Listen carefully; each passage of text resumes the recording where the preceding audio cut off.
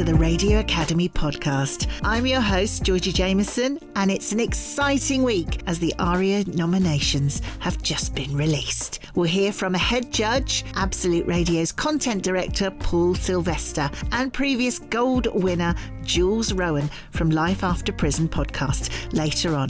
But first, I chatted with Chair of the Arias Judges, Phil Riley. Phil has over 40 years' experience in the radio industry, is CEO of Boom Radio and a Fellow of the Radio Academy. So with beautiful birdsong in the background from where Phil was, I started off by asking him what the Chair of the Judges does and what his responsibilities are. There's a thing, isn't it, about the President of the United States? Not that I'm comparing myself to him, but, somebody once said, why does all the really difficult stuff land on his desk? And it's because all the easy stuff gets sorted out further down the chain. So my job is when something is too difficult for somebody else to figure out what the right answer is, they sort of bounce it up to me and I have to go, let's do this, let's do that, let's agree this, let's not agree that, let's take them out, let's leave them in. It's the knotty, complicated, does this entry really belong in this category? Or should this judge really be a judge here? Is there a conflict of interest that really would be a problem? So I get to do all those dull things, really. I mean, I don't get to listen to any of the entries and have fun thinking, wow, is this Radio 1 thing better than this thing from Kiss? I don't get to do that fun stuff. I just get to do all the boring stuff, really. You have all the responsibility and none of the fun. Well, the other thing I get to do is I get to have to go back and read the rubrics that I helped create and think, oh my God, I missed something, or this is not clear as it should be. And, so there is a bit of, on the spot thinking, oh, crikey, for next year, we need to tighten that up. We need to do that differently. How long have you been chair? I think it's around 9 or 10 years. I'm probably older. I should be shot by now, I think, That's harsh. Or let out for good behaviour. One of the two. Feels like a long time. A long time. A lot of experience. I just wanted to ask you about the honour of being asked to judge a category. Last year, I had the honour of being asked to judge, and I was just blown away by being asked to do something like that. I think it's really important. First of all, I'm really grateful that people do it. I'm particularly grateful to the head judges because not only are they being asked to do that sort of listening and judging and giving marks, they've also got that overall responsibility of trying to corral a herd of cats. We know that radio is full of, cats, people that refuse to be controlled, and therefore we're giving this head judge this impossible task of saying, right, in your category you've got 6, 8, 10 people who will all have different views, different thoughts. You need to try and coalesce them into a single answer. So they in particular get my dying affection. But you're absolutely right. It is a real honour to judge the Aria Awards because you're being asked to make a judgment call on the best radio of the year. And the judgment you make will really affect somebody's life. There's no question about it. These are the most prestigious radio awards you can win if you're in the British broadcasting industry, the radio industry. They're the most prestigious gong you can get. And if you get one, it changes your life. You can talk about it on your CV. You can talk about it when you go and meet people. I have some old Sony awards that are still on my shelf in my living room that I'm very proud of. And they were 20 years ago. So that it's how important these things are. I think they all have a good time, or most people do. I think when we talk to people afterwards, they all say, wow, it was great fun. I really enjoyed listening to all those entries and having to make a decision. You learn so much about what else is out there in the industry, the kind of things that people are making, other companies. I learned tons. And I think it also, if you want to win one, I think it helps to be a judge because you get to hear other people. You think, okay, here's the standard. And here's how good some of the other people are at entering the award and the effort and skill they put into the packaging and the writing up of the entry, etc. And actually, those are good skills to learn. And the best way of learning it is to dive in and be a judge and pick that up. So if you want to win awards yourself, I'd always recommend in future putting your name up to be a judge. You mentioned about the pride that you felt having won as Sony's as they were and now Arias. And when I talk to people, friends and family who aren't in the industry, and they say, what is that? And I always describe it as the Oscars of the radio industry. It's our Oscars. How does it feel being nominated? I would hope that people who get nominated would appreciate that actually they've done a great piece of work, because it's difficult to get nominated. We've now made our structure a bit like the Olympics, where each bit of the industry gets to have up to 3 nominees. So the BBC get 3, podcasters get 3, the commercial community sector get 3. So when you're on the finishing line running towards the tape, like as you do in the Olympics, it's not all Jamaica in the sprint, right? It's some Jamaica, somebody else, and that's why we've done that, so that everybody can have a chance to be nominated. But it does mean that if you get nominated, certainly within your particular sector, you were already one of the best 2 or 3 that there were. And I know sometimes it's frustrating that you get nominated and you put on your best bib and tucker and you turn up at the awards and then you go home empty-handed. And I know that must feel awful, but it's still a privilege to get a nomination. You mentioned that winning one can really change someone's career. Can being nominated for one have that kind of impact as well? I think so. I mean, I'm sure there are times, aren't there, when people who've been nominated a lot and haven't won can get very frustrated. Who was it in the Oscars? I think it was Bradley Cooper this year, wasn't he? He's been nominated like 7 times and never won. Well, that would be depressing. But yes.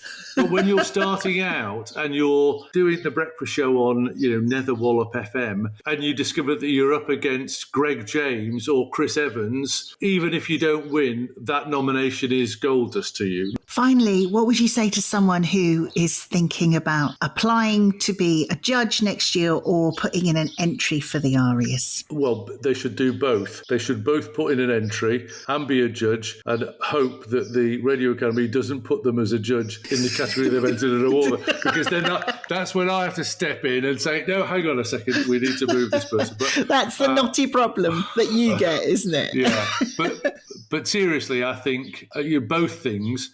Putting entries in it's a lot of effort, and you should only do it if you really think you stand a chance. That you've got a good decent entry. Don't put something in if it's just work a day, but. Hopefully in every person's year at work, not everything's work a day. There are always special things that you do. And when you've done something special, make sure you save it and make sure you save enough of them to make an entry. Thank you to Chair of the Arias Judges, Phil Riley. Next, I had a chat with Paul Sylvester, Director of Content at Absolute Radio, and someone who's been an Arias judge around a dozen times and has been a head judge for the last 5 years. So I asked him if he's seen the standard of entries change in that time. Yeah, 100% they've changed, because obviously the audio landscape has changed so much in the course of the last few years. So not only have you got the BBC Nationals and the BBC Locals and Commercial, but we're seeing a lot more independent companies entering the awards. We're seeing a lot more podcasts entering the awards. When I first started judging, podcasts were really part of that process. So the landscape has changed hugely, and it's really different to hear the different textures and treatments that you would get from something like a podcast versus a traditional linear radio show or a strip show that's on weekly or 5 days a week. What do you feel that you learn each time you judge? Do you learn something new? 100%. And this year, like many years, because obviously Absolute Radio enters the awards, they tend to give me categories that we're not entering for obvious reasons, which is 100% right. So I tend to get categories where Absolute Radio doesn't play in that field. So actually, you know, in the past, I've done local show, I've done lots of other different local station, because actually what it gives me then is the opportunity probably to hear radio that I wouldn't normally hear. So I hear stations, I hear programs, I hear broadcasters. And for me, I find it fascinating that there's so much radio, audio, podcasting going on out there, but none of us have got the time to be able to hear as much of it as we'd like to hear. So yeah, I certainly hear new ideas, new treatments, new people. And I think that's the exciting thing, is hearing people that you don't normally hear in your everyday life. Tell me about the differences in being a head judge. I think being a head judge, you know, I still have an opinion. I still judge as all the other judges do. For me, it's just about making sure there is a thorough, rigorous, honest debate in the room when we have the scores to get from the nominees to the top three, to make sure that everyone gets to have their say, to make sure that everything is compliant, everyone has met the rubric, all of the entries are right and good and proper. And then it's just about making sure that everyone gets the opportunity to have their say. And obviously as well, if there are some people who may have a slight conflict on one entry but are good to judge the category, making sure that they know to stay out of that little bit of the discussion. So I find it really, I always find it rewarding and a great privilege to be a judge, but I've really loved being a head judge on categories. And I think what's been interesting over the course, certainly of the last 5 years, is the growth in size of the judging panels, the diversity of the judging panels, the inclusivity of that. You know, this year we had one of the 30 under 30 on our panel, which I think is a great thing to do. We had podcasters. We make sure there are indies on the panel. There's BBC. There's equal representation between men and women. And so what I see right now is a far more balanced jury, a far more balanced way of judging. And I think that only gives the Arias even more credibility. But, you know, voices of different ages, I think, and voices from different parts of the country and different parts of the landscape is so important to have. And I'm delighted at the direction of travel for the Arias in terms of making it as inclusive as it can be. Tell me about nominations. How do you feel when you hear the nominations at the nominations party? One, as a judge, but two, as someone who could be nominated and has been nominated. How do you feel? The bit between nominations and the awards for me is the best bit, because A, you're in the room. B, there's no winners, there's no bronze, there's no gold, there's no silver, there's no everyone's on the same level playing field. And everyone's excited, aren't they? And everyone's really excited and then getting into the room. So I always say to people, as long as you're in the room, that's great. Obviously, winning is lovely. It's a wonderful feeling. But I think just to be nominated and to be part of the conversation and to have your work celebrated in that way is so exciting and so good. You know, again, I've done the entries for Absolute Radio for about 10, 15 years. So, you know, I've done some entries and thought, how on earth did that not get nominated? And then you do some and you go, how the hell did that get nominated? So you can never quite tell what's going to resonate. No. And there's some stuff you think, that absolutely could have, even if it doesn't win, it should have been nominated. And so you kind of go, okay, well, look, we move on. Because actually, you know, the ceremony's in May. Absolute, we're starting to think about the Arias in October anyway, because actually you've got to be archiving all year round. And, you know, the one thing I always say is make sure you're archiving. My team hate me for the amount of emails I send asking, has this been archived? It makes the whole entry process so much easier. And I think in a world where, you know, look, everyone wants that little confidence boost every now and again, and the industry is changing, the landscape's changing. The last few years have, for many people in radio and audio, it's not been the easiest times. So this is just that little confidence boost that people deserve as well. So I think if you are nominated, absolutely celebrate it. You are making some of the best radio or audio in the UK, and you should absolutely be as proud as punch that you're there. Finally, what would you say to someone who is maybe thinking about entering next year for the Arias? Do it. What have you got to lose? You know, absolutely. It will help you. It will make you think about the audio that you make, the programs that you make. It will make you potentially a better broadcaster or a better producer. Just listening and sitting down and going through the audio that you've got. How does that work? How does that sound? Because radio, we listen to it and then we move on. We probably maybe listen to the good bits once more. But actually coming back to something 6 months later will make you reassess the audio, the quality. It will make you try harder. It will make you think, actually, you know, I need to do something like this or that. And listen as well to the audio of the winners if you get the chance. Certainly within organisations, I think it's really helpful if, you know, I always want to hear what other entries from within Bauer that won. I'd love to hear those entries because I want to listen, I want to learn, I want to see what judges are looking for. And again, we shouldn't be making radio just to win awards, but it can also help us to just raise the bar and raise the quality in the first place. And the one thing I would say as well, if you're going to the ceremony and you are nominated, I know everyone says, I wasn't expected to win, I haven't prepared something. You're one of 9. There is a good chance that you might win. You don't have to, create war and peace, and nobody needs everybody in the universe being thanked. So get on, get grateful, maybe say something that means something to you, and then get off. Lovely to chat to Paul Sylvester, Content Director at Absolute Radio and one of our head judges for the Arias. Really interesting what he said about archiving and remembering to do that throughout the year for your entries for nominations. Finally, I had a chat with Jules Rowan just as she was getting ready for the noms party itself. Jules is from Prison Association Radio and co-host of the Life After Prison podcast. Last year, she and her co-host Zach won gold as Best New Presenters. This year, she's one of our 30 under 30, a judge, and she announced one of the categories at the party. She's also nominated this year for Best Speech Presenter with her co-host Zach, but neither of us knew that when I spoke to her on Tuesday afternoon. I asked her how she was feeling ahead of the nominations. Very excited because it's my second year coming to nominations, and obviously last year we were up for nominations, and the category I'm actually presenting is the category I won, so I'm so excited to be able to read out these nominations, and I'm really excited for these people. Yeah, it's an absolute pleasure. I'm really looking forward to it. You won gold last year with Zach, your co-host, Life After Prison podcast. Yeah. How does it feel when you hear you've been nominated?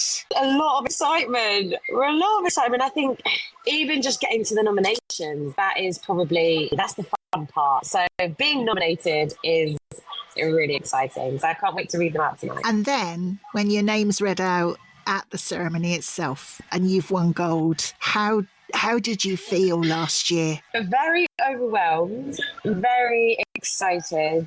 I do tell people it was one of the best days of my life, so I think that kind of explains it. It was. And I think Zach felt the same way. So it was really lovely to be able to have that award with him. And the whole night was just incredible. I think I was just on a massive high after that. I was just buzzing the whole night. I'm not surprised.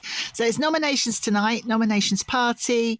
You're there, you're announcing a category. How's it feeling? I'm really excited to get there. I'm excited to see who I'm reading now. I'm excited to see the atmosphere. And obviously I know people that are going and colleagues as well. So that's a lot of fun.